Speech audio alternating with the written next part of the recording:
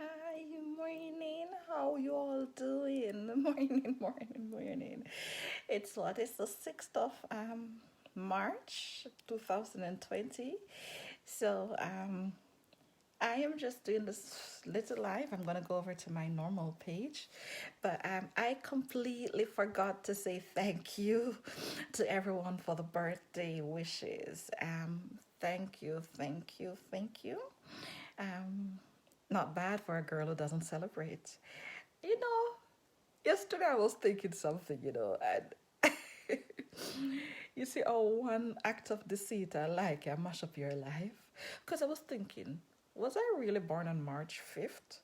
I mean, since everything else about my existence seems to be fiction, I had to really think, was it really the day I was born? Because everything else seems to be so much fishy. But anyhow, for those of you who extended the birthday wishes to me, thank you very much. One thing is sure, I was born in March. One thing is sure, I am a Piscean. Yeah, because I have all the bad ways for them. Um, how am I doing? I am in a lot of pain. As I say, I have like 7 holes in my stomach. I don't know if I can show you the holes in my stomach without Facebook saying that I'm showing porn. My stomach is severely swollen, but it's okay. It was nothing out of the norm. Well, it's out of the normal if they went in to do 45 minutes of work and then spend 4 hours in my stomach reconstructing a lot of things. So it's just like taking an old car to the garage. And then again, if life begins at 40, then you should do a body overhaul at 41. Yeah, because so I don't know what next. Maybe a facelift for the coochie. But that's what it looks like. I'm gonna see if I can show you guys what it looks. It's like it's a whole lot of them. It's like 7 of those. I think I have, they say 78 or 79 or 80 staples in my stomach. Oh boy. When I was growing up in Jamaica, I always hear people, Lisa Johnson, you stuck up Lisa, go laugh. Because when I was growing up in Jamaica, I always hear people say, your stomach now no bottom. Me, I thought that it was one of those myths. It was one of those things that, people just say. You know that when the surgeons went in my stomach well and truly had no bottom. So they constructed one for me. Yeah, so for those who knew that I was going in surgery, out and alive, um, you see the thing is, whenever I get ill, and I wasn't ill this time, it was planned. Um, Whenever I get ill, I never ever worry about dying and those things, because from the day I was born, I hear people saying only the good ones die. So I'm not going to have to go son me. Yeah. But back to the whole birthday thing. If I was well and truly born on the 5th of March, you see how this you see how parental deceit. Hey Lisa. Lisa in Florida referring to now. There are too many Lisas in my life. um the customer Lisa in Florida, the schoolmate Lisa. Hi, how are you? Lisa, what kind of question that? Did I have problem taking a shit? You sound very British, man. Um, it took me. I had the surgery on. I'm gonna show you guys my stomach. Let me go out there so where I can actually show you the stomach. Wanna see the hair coming? All right, but I'm gonna show you the stomach. Yeah. I have to go to this particular mirror in order to show you the stomach and explain. Those of you who saw the stomach on Monday, you will realize that it is a lot less swollen. So let me turn the camera around after I make sure that my boobs and nothing else now show. So for those of you, that's what it looks like. So it's pretty swollen. I don't carry a big stomach. I not carry that something there. So it is pretty swollen, but that's what it looks like. As you can see, I did have surgery in my stomach before. These are also keyholes. I did have surgery in my stomach before, and this is what I'm going to explain to you guys, that when something doesn't feel right, when you do something and it does not feel right for you. 11 years ago, when I suffered from infertility, yeah, because I was infertile for a decade. I tried everything possible to be pregnant for a decade. I still answer the question, and because I could afford it then, whatever they told me that I needed to do in order to conceive, I did it, including 7 IVFs. 3 of them I got on the Swedish healthcare system for free. So, and I did everything, and I didn't get pregnant. There was a procedure I could have done, and I did it in my stomach. 2009. And the problems I'm having today is a result of that surgery that I actually paid for out of my pocket. Back in 2009, I think I paid about $18,000 for that surgery at a private hospital here in Sweden. What they did, they conveniently forgot to close my intestines properly. Yeah. So over the years, whenever I eat, you know, when Jamaican people say you're hungry, that sound your stomach make? Boo. Yeah. My stomach didn't make that noise when I was hungry. It made that noise when I eat. And furthermore, I was always hungry because my stomach well and truly had no bottom. For those of you who knew me at 100 pounds and then saw me get to 250, then saw me get back down to maybe 150, 140, and then since 2016, I've seen me gain about 70 pounds because the enzymes in my stomach weren't working. It wasn't breaking down the food. I was no longer sweating. I was always feeling very fainty. I was feeling very, very, very ill. And I stopped eating meat. I did everything I could have done.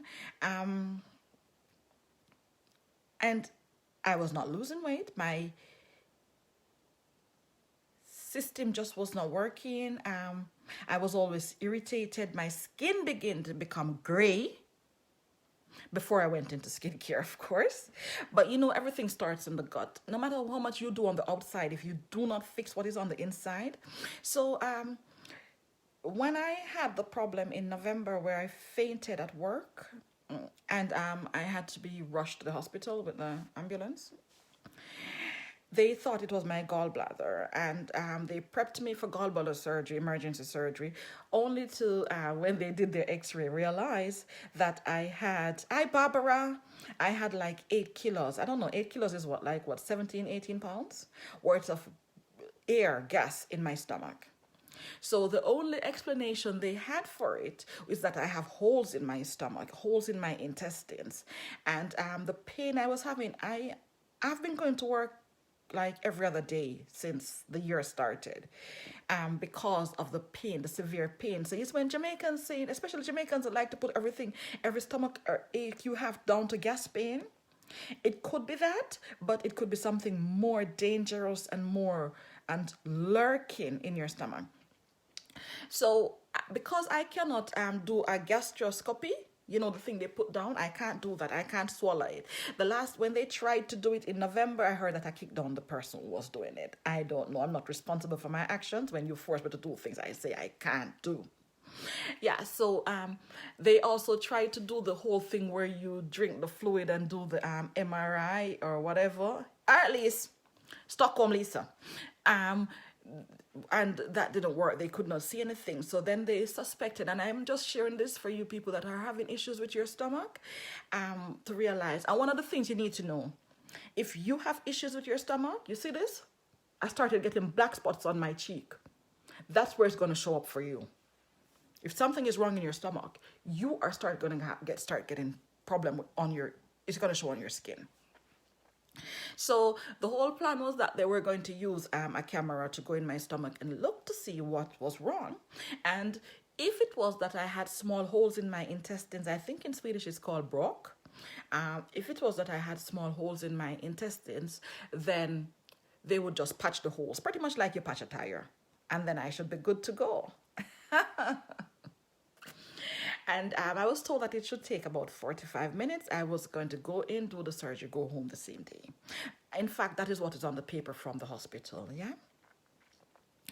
It so happens that I went in, and when they went in the surgery, when they went in my stomach, that 45 minutes turned into 4 hours. Because not only did I have holes in my stomach, part of my intestines was basically rattling away because my stomach now have no butter. Because I'm never going to stop saying that I'm the only person I know that the stomach don't really have no butter for sure. So that the proverbs they catch me. Because my stomach don't have no butter, the food was not going to the right place. Morning, Deb. The food was not going to the right place. It was going on the outside. So they had to like scrape in my stomach. They had to be letting out all this excess wind or air or whatever you call it, carbon dioxide it is, that is in my stomach. They had to reconstruct my intestines. And it is a lot, and it is corrective surgery. Had they closed me up properly 12 years ago, I would not have been having this problem today. But I am fortunate and I'm happy that I live in a country where I don't need to have private insurance. All that it cost me was a day in the hospital, because I can't imagine if I was doing this 20 years ago, or if I was doing this in the country where I am from, where they burst open your chest, like when you're dissecting animals in biology class.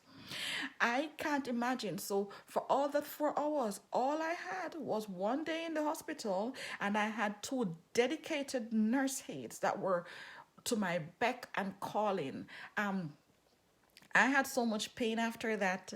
Pain medication. I can't take the correct pain medications. I'm allergic to most medications anyhow. So all they had to do was put me to sleep, wake me up every 2 hours, put me to sleep, wake me up. But I came home the next day. I'm happy that I live in a country where all of this literally only cost me $10. $10 out of my pocket. $10 for the night I spent in the hospital. I think Mr. the boy from Spanish Town I come. Yeah. Oh, food on which part I live. Yeah.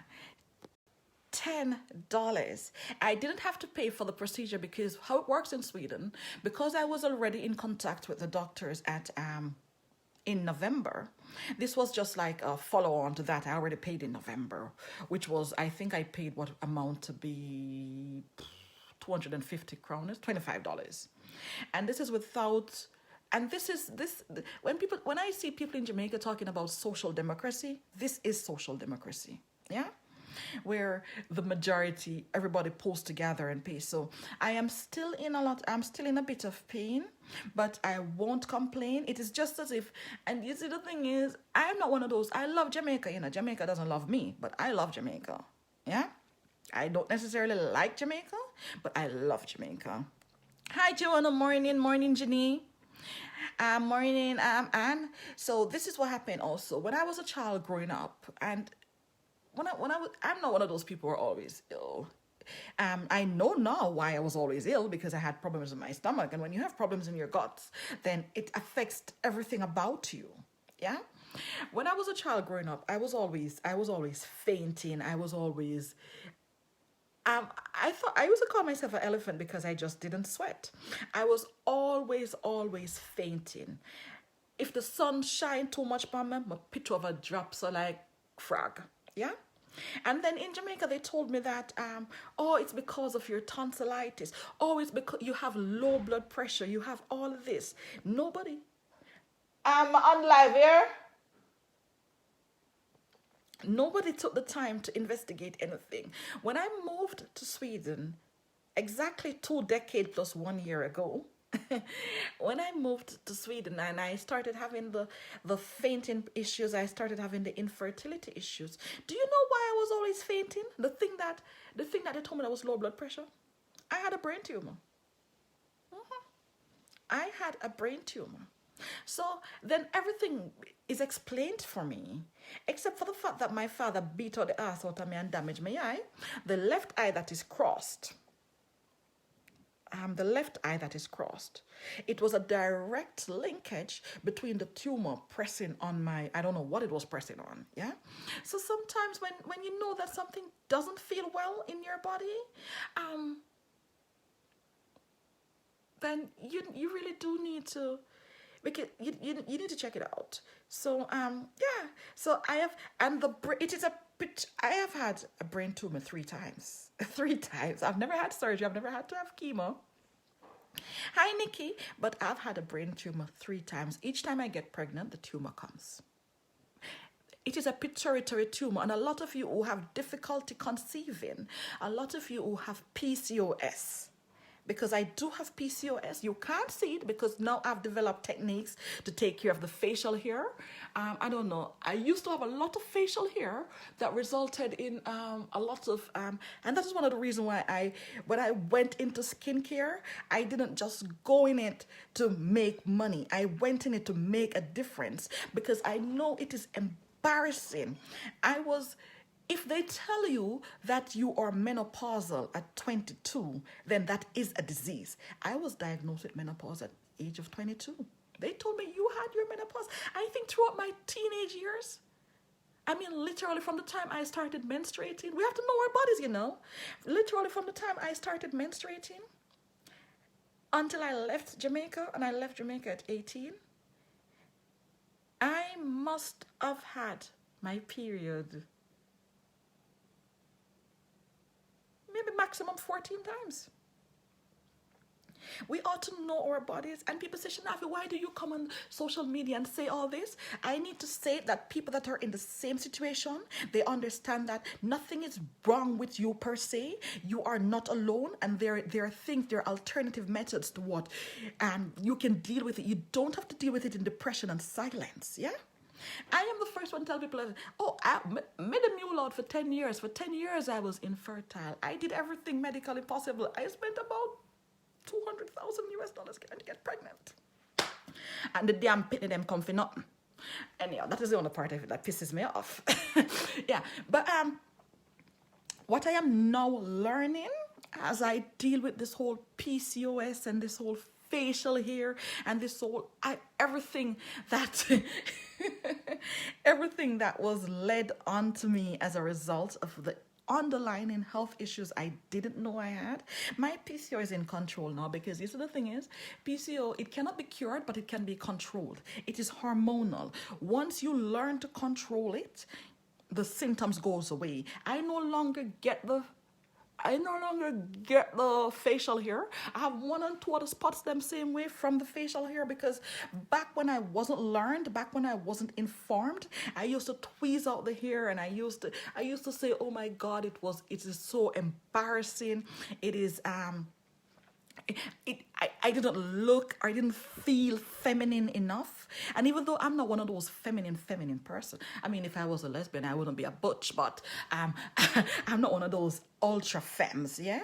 I am just plain Jane. But no woman wants to have that feeling that a characteristic that is intended for a man is being dominant on her, because the world is a cruel place and the world judges you. And whether you're looking for a job, whether you're trying to find a husband, whatever it is, you are being judged based on what you look like. Unless you're like me and you just don't friggin' care.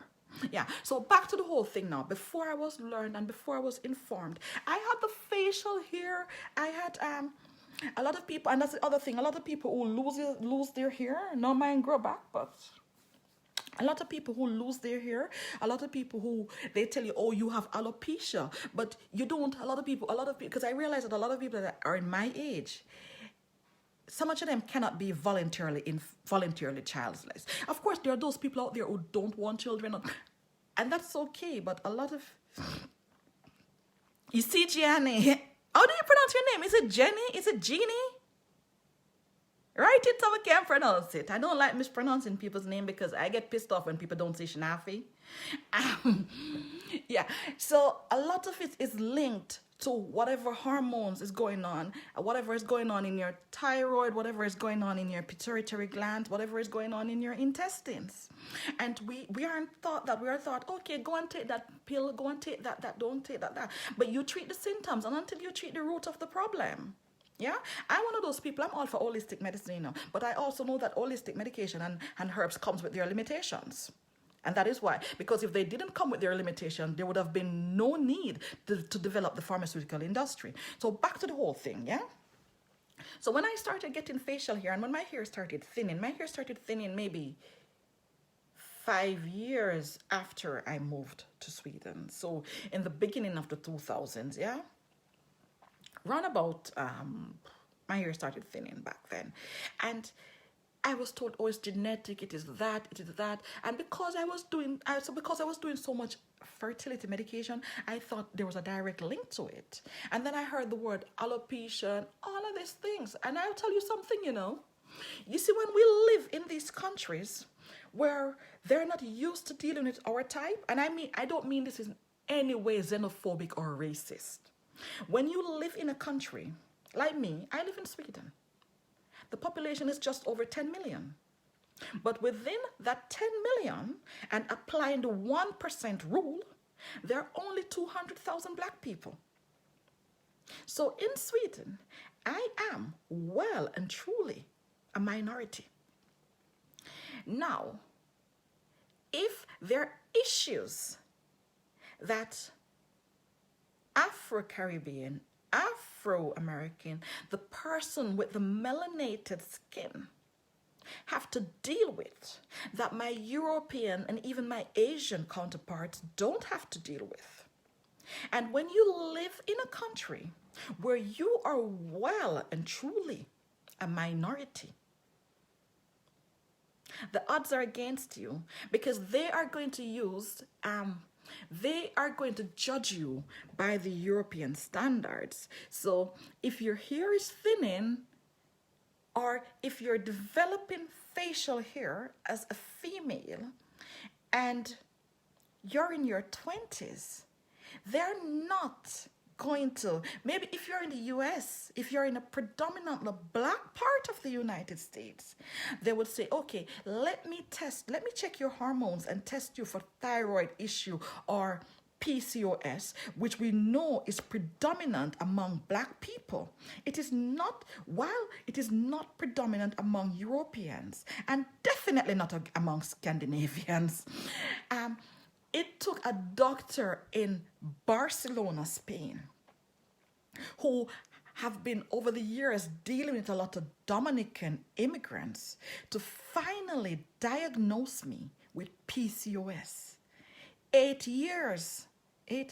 years into my struggle with infertility. It took a doctor in Barcelona, because if you told me that there was a doctor in Georgia, and I've been to Georgia, the country, that could help me with my fertility issue, I was on the plane to Georgia the next day, because that was how desperate I was. And it was a subconscious desperation. It was because, hi Sophia, it was because I was told that as a woman, I needed to solidify my femininity by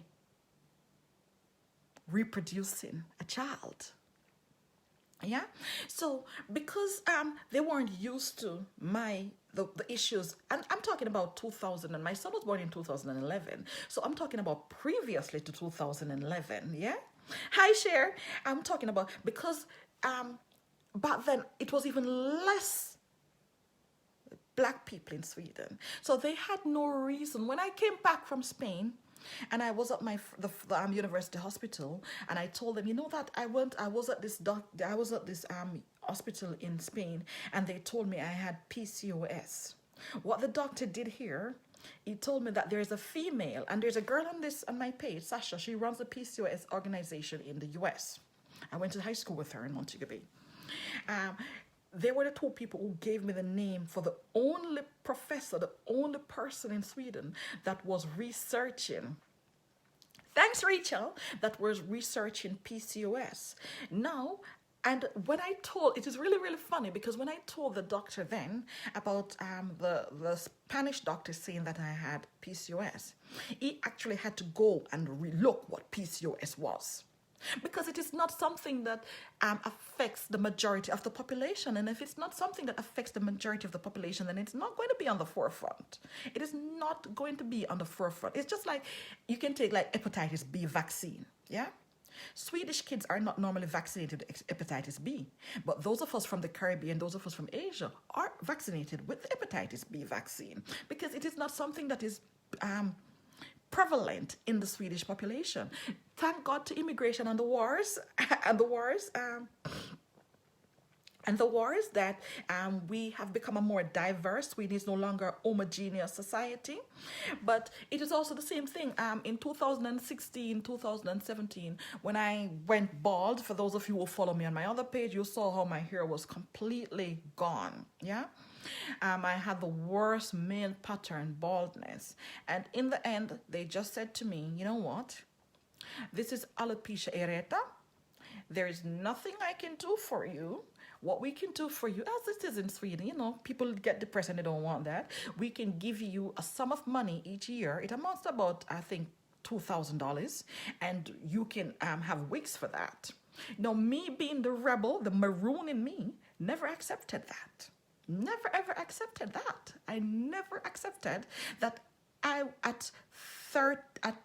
in my 30s, about to have my third child, that I was going to walk around bald. I had never accepted that. And maybe that throughout the struggles and the difficulties and the roadblocks that I've had in life, I think maybe the reason I've been able to kick them out of the way, because I don't jump over roadblocks. I kick them out of the way. Because if you jump over them, they're still there. Kick them out of the way and they're gone.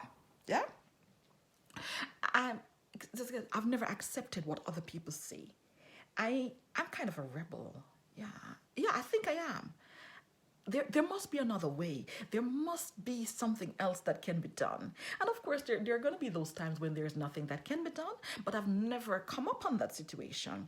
And you see, I went and I looked about it and I said, you know what?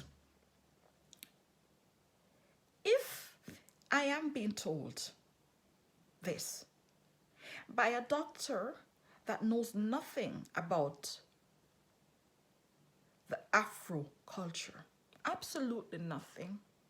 It's just like when they told my son that, oh, you have psoriasis and you have this. I'm not saying that the doctors are wrong in that sense, but I'm just saying that because they're not culturally aware, then they make their decisions and their judgment based on what is in the textbooks that they read when they study to be qualified as doctors, and those textbooks do not cater to the Afro skin or hair. I'm not saying they're wrong. I'm just saying that the basis, hey Floretta, I'm just saying that the basis on which they make their judgment does not apply to people that look like me. I'm not saying they're wrong. And we have to be vigilant. We have to be our own advocates. We have to know that when your gut tells you, not because you think that it is ideal, but when your gut tells you that he or she is the learned professional, but my culture tells me something else. You can't know more about me than I know about myself. If I have an issue, you can tell me how to fix that issue, but you cannot, because you do not understand the dynamics and the makeup of who I am culturally or otherwise, you cannot tell me that the issue doesn't exist because you are not familiar with that issue. Same thing. 15 years ago, if you had gone to the doctors in Sweden, and I'm thinking that it's the same for these people in Denmark these days that have a lesser, I'm thinking it's the same for Scandinavia. Maybe the same for all of Europe except Britain and France and Holland and Belgium that have a significant African population. If you had gone to the doctors 15 years ago and you're balding, as a female, the universal diagnosis would be fungus. Because 15 years ago, Before the wars in Africa and the refugees and the intermarriages, people in Sweden were not braiding their hair. So nobody knew what tension alopecia was in Sweden. And so what they did, you go to the doctor, your edge is gone, yeah? Mine have a liquor aloe vera gel now, yeah? That's why them sit down and a behave themselves. Yeah, but your edge is gone. And you come to the doctor, and because if a Swedish person, if a European person, because they wash their hair every day and not dry it properly, because if a European person have that issue, 99% of the time it is going to be fungus. Fungus, fungus, fungus, yeah? Now, those who are from my culture, we are not prone to have fungus. We're too clean. Yeah, we dry our hair too much, put it that way then. We don't wash our hair as much and all of that, and because of the chemicals we used to put in our hair. So they would give you the fungus medication with steroids. The steroids in that medication now give you another issue. And then you find yourself that the moment you started going to the doctor, you first went to the doctor for your tension alopecia, which was misdiagnosed as fungus. And then all of a sudden, you're going for acne, you're going for hyperpigmentation, you're going for problem with... Hey, Isabel! Hey, how is my barn?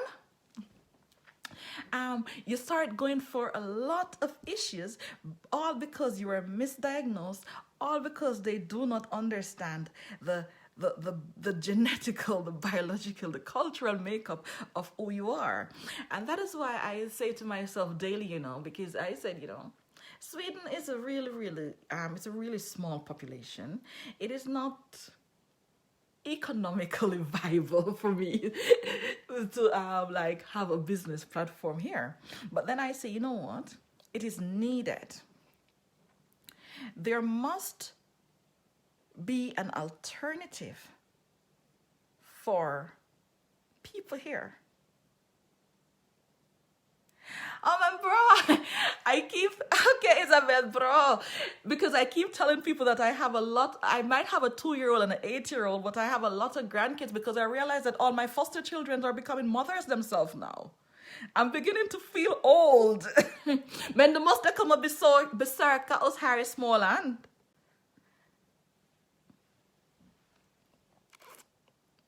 De må bra. Du kanske glömde att jag fyllde år igår, men de mår bra. De är i skolan, Alice och Svenny och dagis även. I'm sorry guys. Hi Corinne, thanks. Yeah, so all I'm saying is that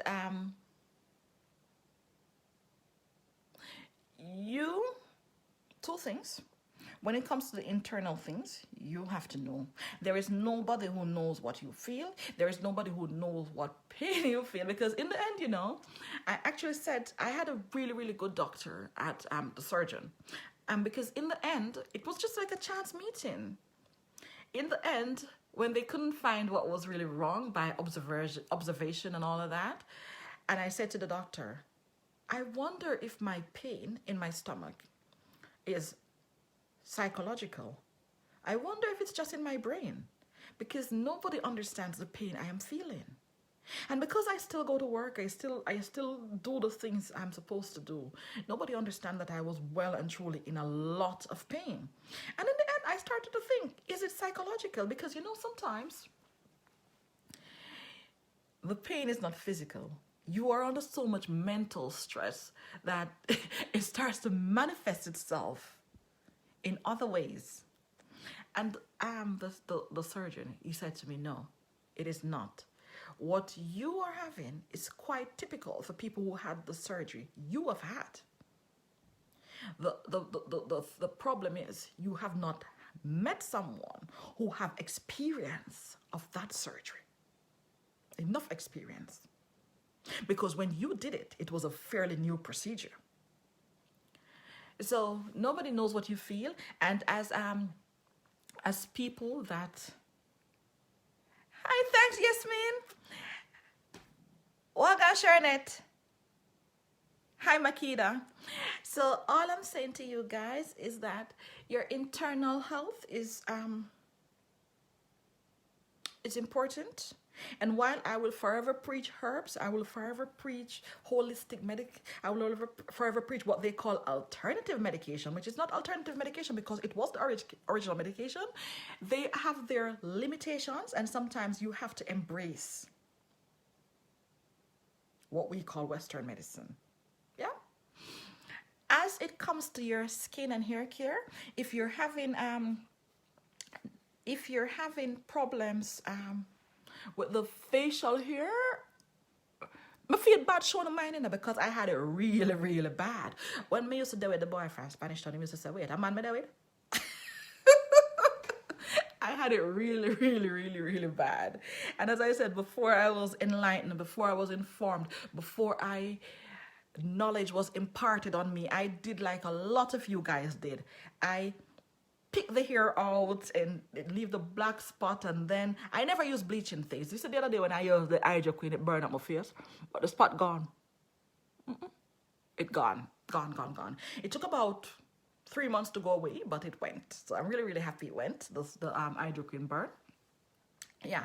So do not tweeze the facial hair. Check, get something to balance off your hormones. Let them check for the PCOS, let them check your thyroids, let them check your milk protein production, because that was how I ended up with the tumor. You know? I had what it was called a pituitary tumor. It's still a brain tumor, but a pituitary tumor. I not kill you, just make your life uncomfortable, yeah? And it was an overproduction, and all of that was linked to my infertility, you know, because the pituitary gland was producing too much protein, brain protein. So my body was always being told that I was pregnant. Yeah. And if your body is telling you that you're pregnant, there's no way you're going to get pregnant. Not even with IVF. Because your body is already in that pregnancy mode. So sometimes it's all simple things, you know. Sometimes it is some very simple thing. I'm not telling us I never drink up the dog blood and all of that afterwards when I realize, okay, PCOS and PCOS does this, because not only do you need to know what the diagnosis you have is, you need to know the root cause of the diagnosis. You also need to know the effects and affects of it. I had one point,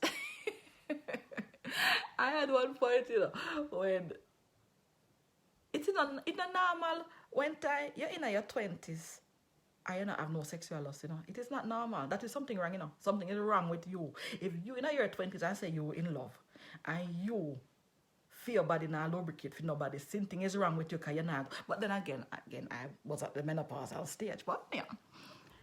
So, anyway, I'm going to leave you with this. It begins in the guts. Take care of yourself and stop using products that were not intended for you. Stop accepting diagnosis from people who do not understand how your skin, how your hair, how the food you eat, because we even eat differently from them. Yeah? We even eat differently. So you could be in South Korea. Yeah, you could be in South Korea, where everybody else eat rice and tan slim. But because of how your genetics make up, because your genetic footprint in Africa where you're supposed to eat cassava, that rice give you something. Yeah?